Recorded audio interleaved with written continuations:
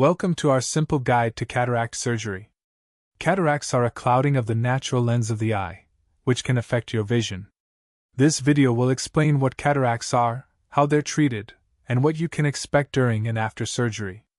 Imagine your eye's lens as a clear window. A cataract is like a cloudiness forming on that window, making it harder to see clearly. This cloudiness happens over time as the lens ages and proteins clump together. Cataracts can cause blurry vision, halos around lights, and difficulty seeing at night. The most common symptom of cataracts is blurry vision. You may also notice that colors seem faded, and you have difficulty seeing at night. If you experience any of these symptoms, it's important to see an eye doctor for a comprehensive eye exam. If your vision is significantly affected by cataracts, surgery is often the best treatment option. During cataract surgery, the cloudy lens is removed and replaced with an artificial lens called an intraocular lens, IOL.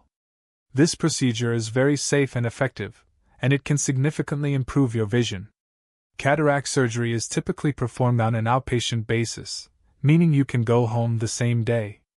The procedure is done under local anesthesia, so you'll be awake but comfortable. The surgeon will make a small incision in your eye, remove the clouded lens, and insert the new IOL.